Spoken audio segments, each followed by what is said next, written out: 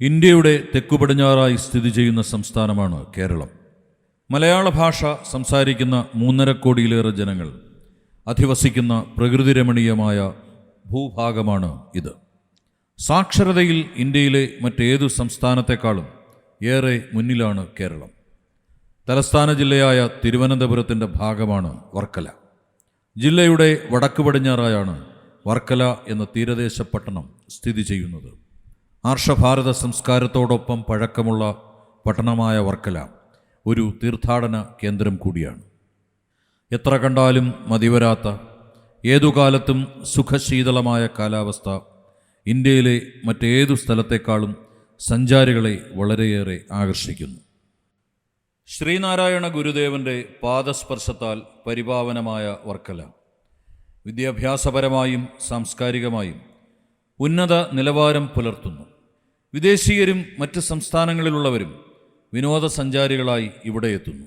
സ്ഥലനാമ കഥയിൽ വൽക്കലം വീണ സ്ഥലമാണ് വർക്കല.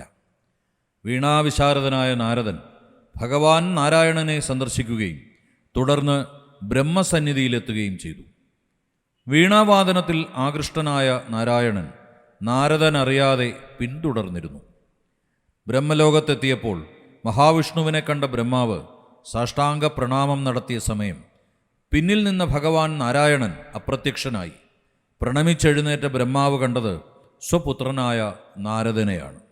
ബ്രഹ്മാവിൻ്റെ ഈ പ്രവൃത്തി കണ്ട പ്രജാപതിമാർക്ക് ചിരി അടക്കാൻ കഴിഞ്ഞില്ല.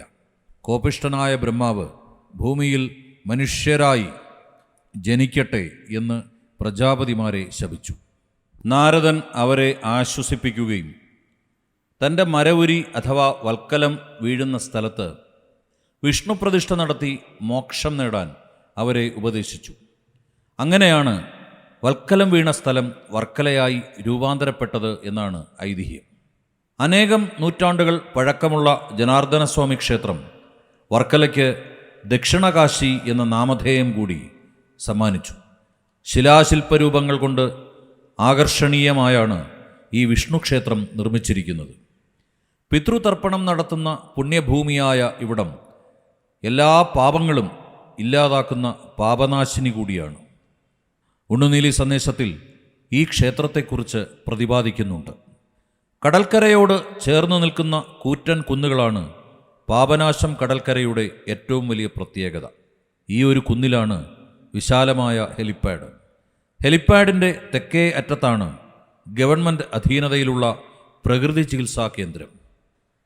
ഹെലിപ്പാഡിൻ്റെ 3 ചുറ്റുമുള്ള പ്രദേശങ്ങളിൽ ഓരോ ടൂറിസ്റ്റിൻ്റെയും സാമ്പത്തിക സ്ഥിതിക്കനുസരിച്ചുള്ള മുറികളും വൈവിധ്യങ്ങളായ ഭക്ഷണവും ലഭിക്കുന്നു. കുറച്ച് വടക്ക് മാറിയാണ് ഗവൺമെൻറ് ഫിഷറീസിൻ്റെ അധീനതയിലുള്ള ഹാച്ചറി യൂണിറ്റും അക്വേറിയവും.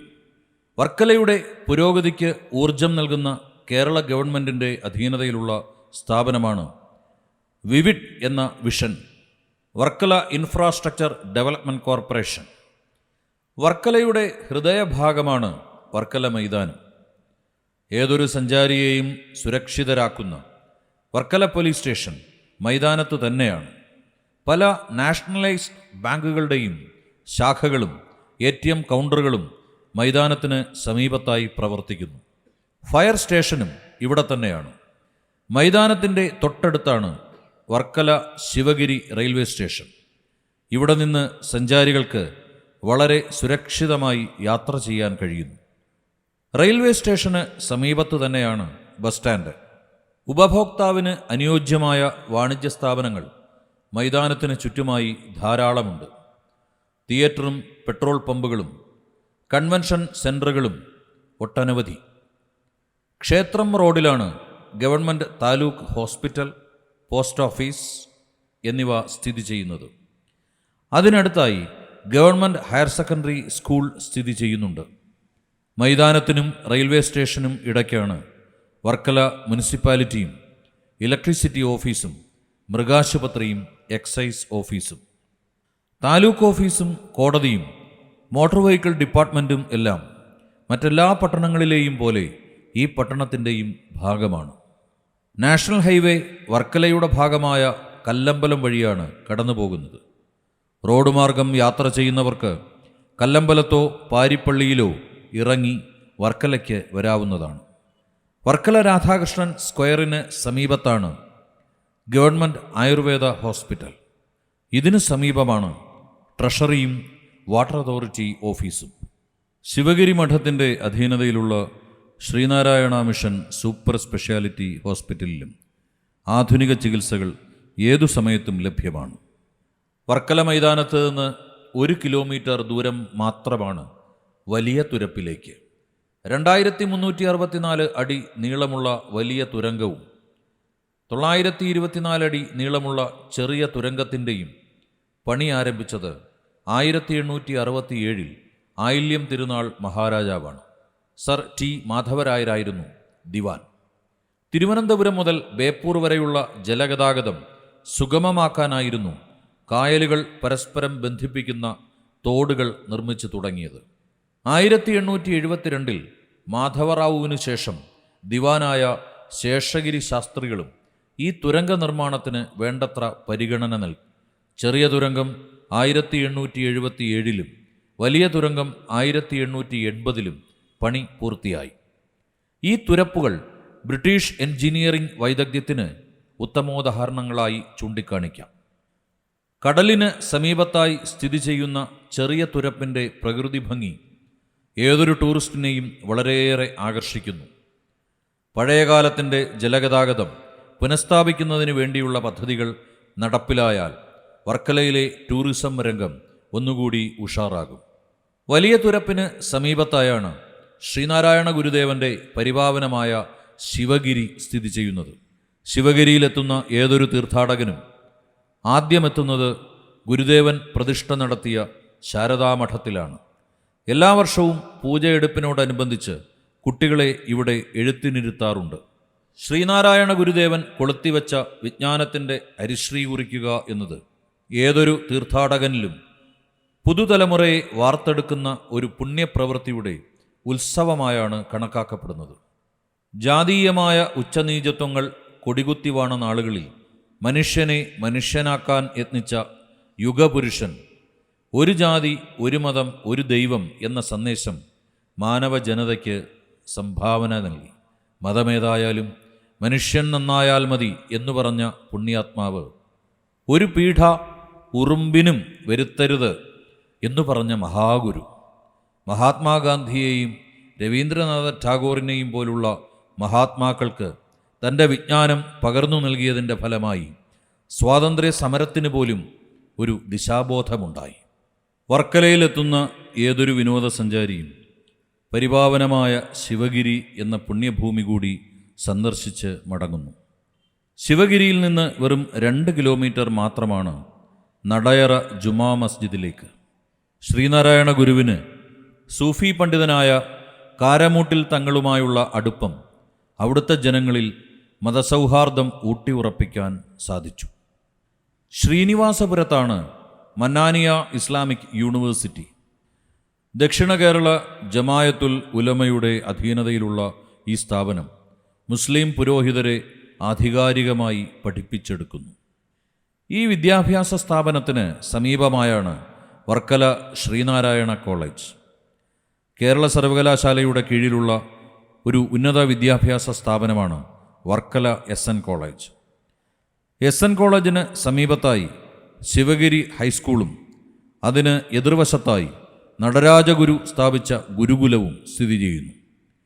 ശിവഗിരി മിഷൻ ഹോസ്പിറ്റലിന് കീഴിൽ പ്രവർത്തിക്കുന്ന നഴ്സിംഗ് കോളേജ്, SN ട്രസ്റ്റിൻ്റെ അധീനതയിലുള്ള college of advanced study centre, higher secondary English medium school എന്നിവ വർക്കലയുടെ യശസ്സുയർത്തിയ സ്ഥാപനങ്ങളാണ്. നിത്യചൈതന്യയതി സ്ഥാപിച്ച ഈസ്റ്റ് വെസ്റ്റ് യൂണിവേഴ്സിറ്റി ഇന്ന് പുനർനാമകരണം ചെയ്ത് institute of the science of the absolute എന്നാക്കി മാറ്റി. ഇതിന് സമീപമാണ് വർക്കല അന്ധവിദ്യാലയം. വർക്കലയിൽ നിന്ന് അയിരൂർ വഴി 10 കിലോമീറ്റർ സഞ്ചരിച്ചാൽ ഹരിഹരപുരം സെൻറ് തോമസ് പള്ളിയിൽ എത്താം. ഇടവ നടയറ കായലിൻ്റെ കുന്നിനു മുകളിൽ അതിമനോഹര പ്രകൃതി ഭംഗിയുള്ള ഭൂപ്രദേശമാണ് ഇവിടം. 1911 ബ്രിട്ടീഷുകാരുടെ കാലഘട്ടത്തിലാണ് സെൻറ് തോമസ് ചർച്ച് ഇവിടെ നിർമ്മിക്കുന്നത്. ഈ പ്രദേശത്തിൻ്റെ പ്രകൃതി വർണ്ണന മയൂര സന്ദേശം എന്ന ഗ്രന്ഥത്തിൽ പോലുമുണ്ട്. ഹരിഹരപുരത്താണ് സെൻറ് തോമസ് ചർച്ചെങ്കിലും അറിയപ്പെടുന്നത് ഐരൂർ സെൻറ് തോമസ് ചർച്ച് എന്നാണ്. എല്ലാ വർഷവും മകരമാസത്തിൽ സെൻറ് തോമസ് പള്ളിയിലെ തിരുസ്വരൂപം ഇടവ നടയറക്കായലിലൂടെ നെല്ലേറ്റിൽ കടവിലെത്തി വാദ്യമേളങ്ങളുടെ അകമ്പടിയോടെ കരയിലൂടെ ഹരിഹരപുരം വഴി തിരികെ പള്ളിയിലെത്തിച്ചേരും. ഈ ആഘോഷം ഈ പ്രദേശത്തിൻ്റെ ആകെ മതസൗഹാർദ്ദത്തിൻ്റെ പ്രതീകം കൂടിയാണ്. വിദേശത്ത് ജോലി ചെയ്യുന്നവർ പോലും ഈ സമയത്ത് നാട്ടിൽ മടങ്ങിയെത്താറുണ്ട്. പ്രകൃതി മനോഹാരിത കൊണ്ട് ടൂറിസ്റ്റുകളെ ആകർഷിക്കാൻ കഴിയുന്ന പ്രദേശമാണ് ഹരിഹരപുരം. പള്ളിയോട് ചേർന്നുള്ള വിദ്യാഭ്യാസ സ്ഥാപനമാണ് സെൻറ് തോമസ് UPS. ഈ നാടിൻ്റെ വിദ്യാഭ്യാസത്തിൻ്റെ അടിസ്ഥാന വിദ്യാലയമാണ് ഇവിടം. അർപ്പണബോധത്തോടുകൂടി വിദ്യാർത്ഥികളെ പഠിപ്പിച്ച head master William sir, head mistress Gomathi teacher, മറ്റ് അധ്യാപകരായ Kamalan sir, Anandan sir, Vanajakshi teacher, Meenakshi teacher, Aloysius, Mary, Betty, Raveendran, Raju തുടങ്ങിയ അധ്യാപകരുടെ ശിക്ഷണത്തിൽ പഠിച്ച DGP ആയിരുന്ന ഹേമചന്ദ്രൻ, ഡോക്ടർ ഫെർഡിനാൻഡ് തുടങ്ങി ജീവിതത്തിൻ്റെ നാനാതുറകളിൽ പ്രഗത്ഭരും പ്രശസ്തരുമായ ഒട്ടേറെ പേർ പഠിച്ച് വളർന്ന കലാലയം.